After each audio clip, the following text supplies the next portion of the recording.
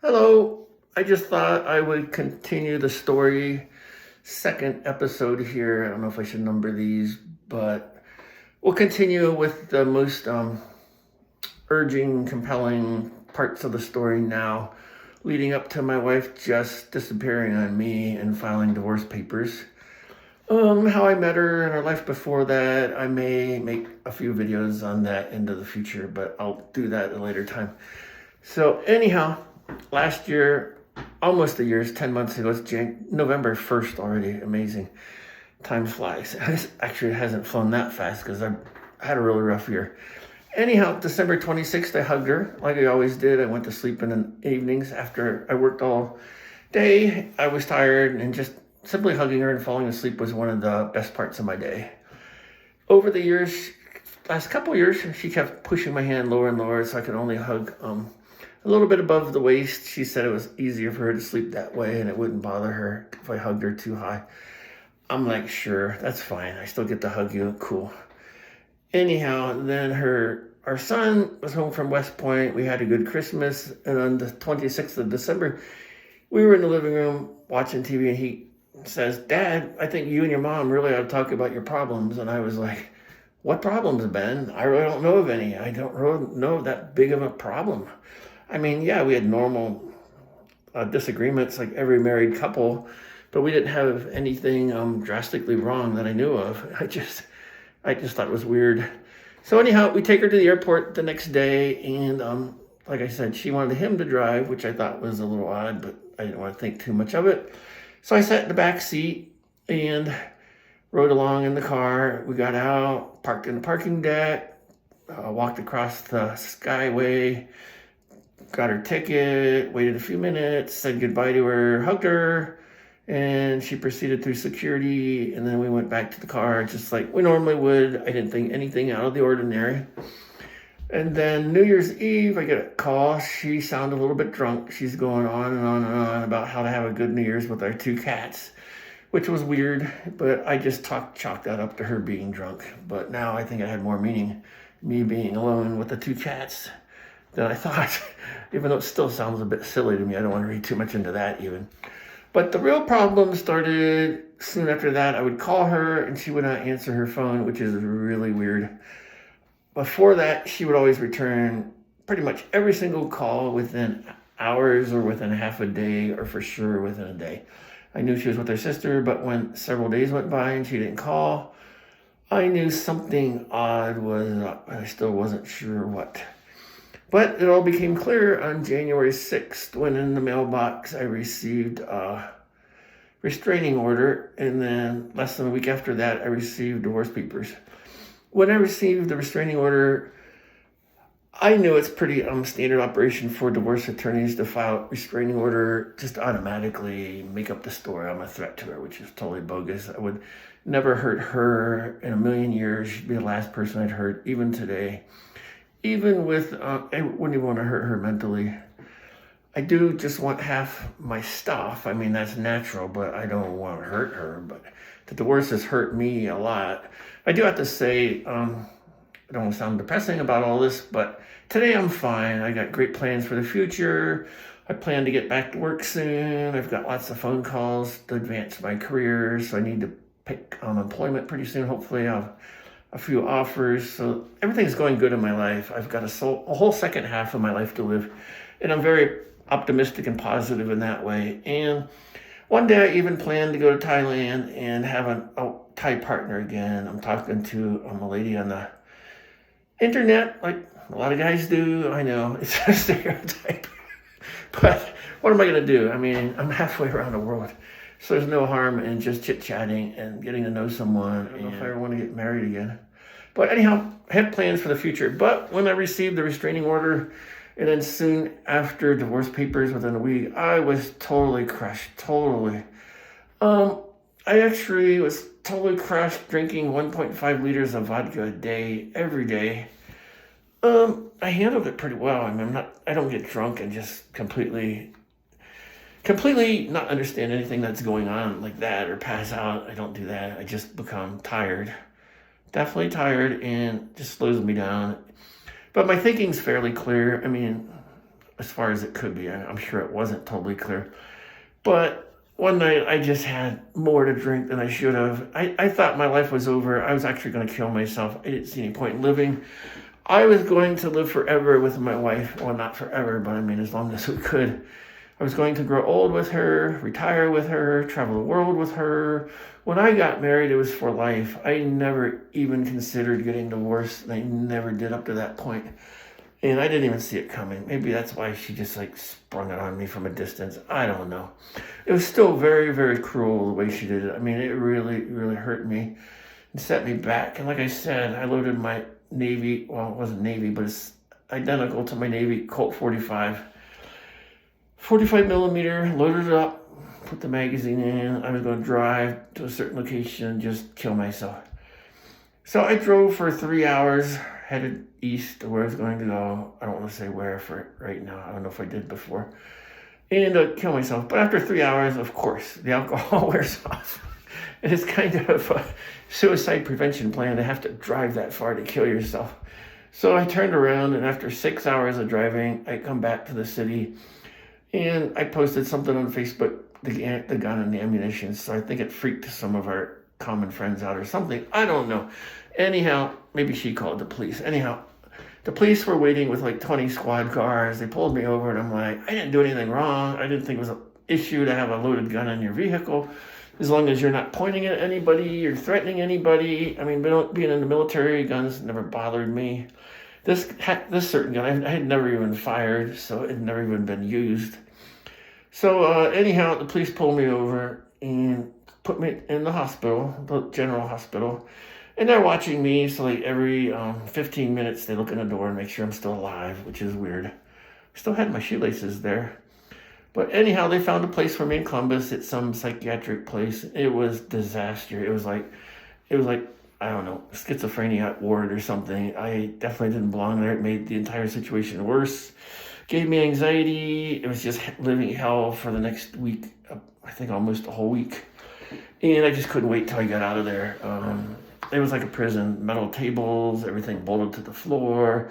Took away my shoelaces and didn't do anything for me other than march me to the cafeteria and back and have me just sit around and listen to crazy people go spaz. And then once one person spazzes and goes schizophrenic, the other ones that are mentally unstable kind of join in on the fun. So then you have a whole hallway of people going berserk. And I'm just standing there, what the hell is this craziness? Just would get me back home. You know, I'm not that crazy. I won't do what I did again. So finally I did my time, which is about all it was.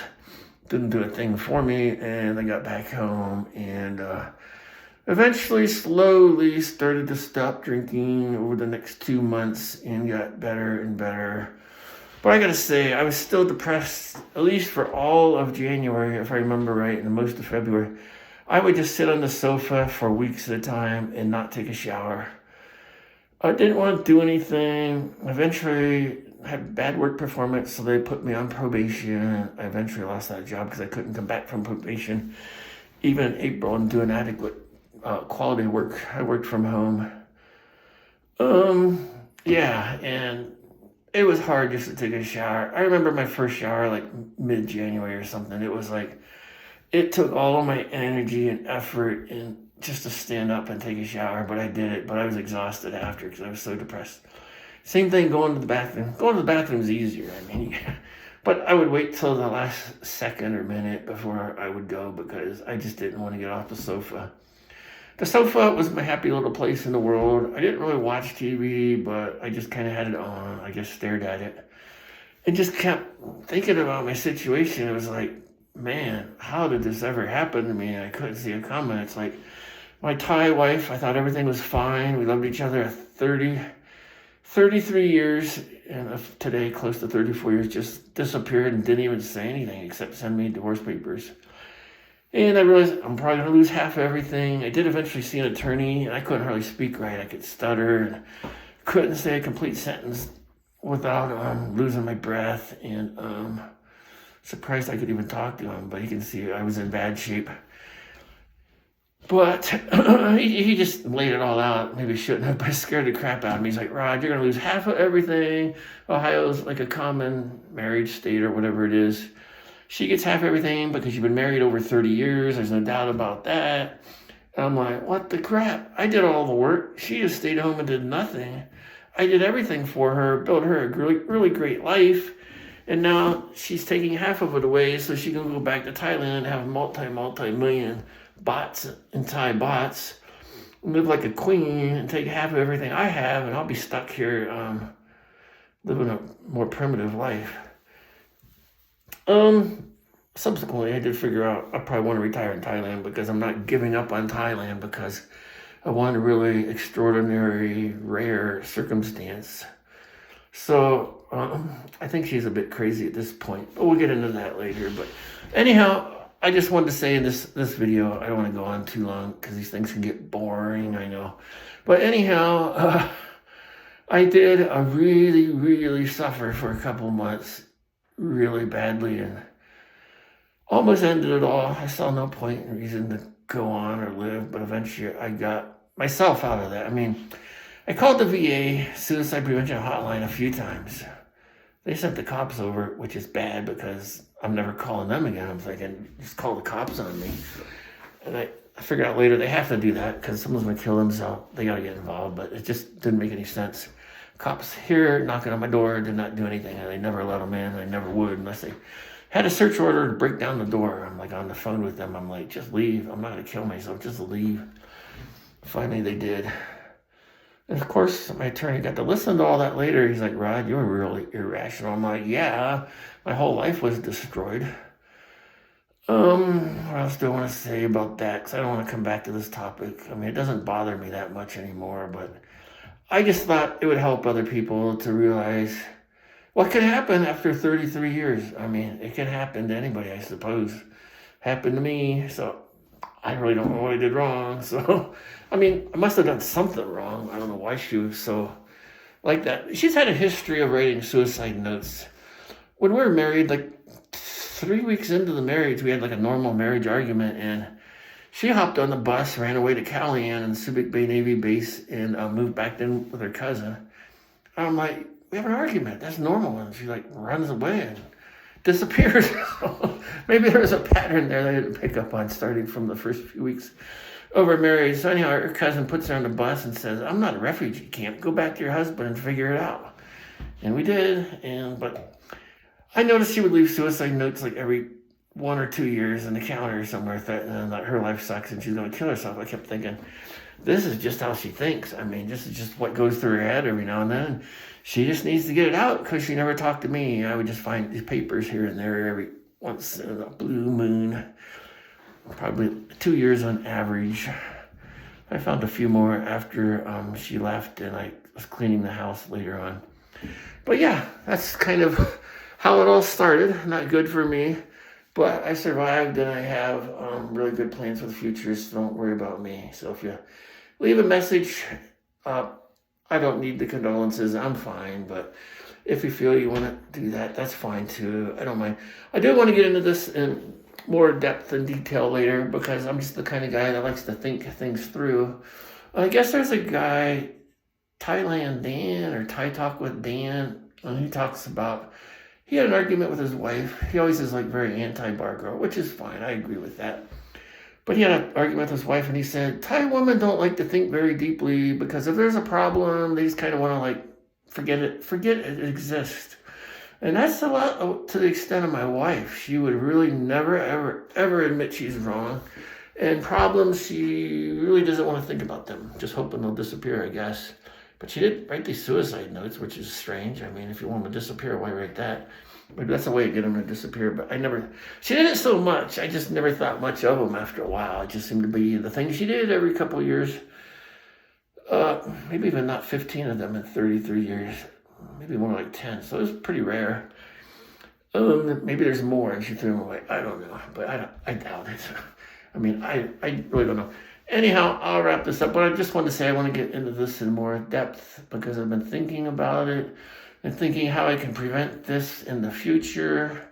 I don't think I did anything wrong. A couple of psychiatrists told me, Rod, you're like the battered wife that keeps trying to figure out why her husband keeps beating her up because she did something wrong. He says, right, looks like you've been beat up and you keep saying, what did I do wrong? It's like, I mean, she didn't physically beat me up, but mentally maybe. And then there at the end with that disappearing, it was kind of like being beaten up to the ultimate. So I don't know. Anyhow, like I said, we might talk about that in the future. Actually, we probably will.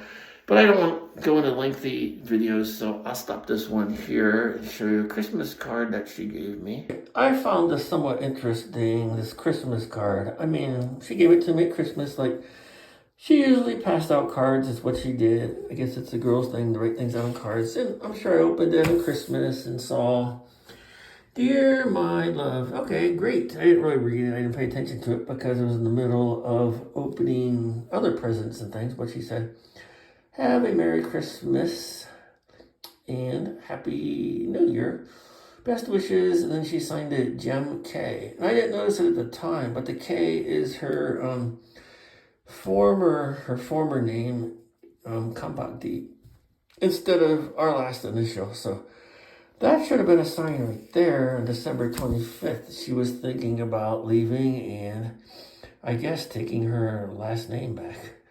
Anyhow, kind of weird, didn't notice at the time, but I looked at this card like a month later and realized, wow, she didn't even sign her name with her current last name. So that was just kind of odd.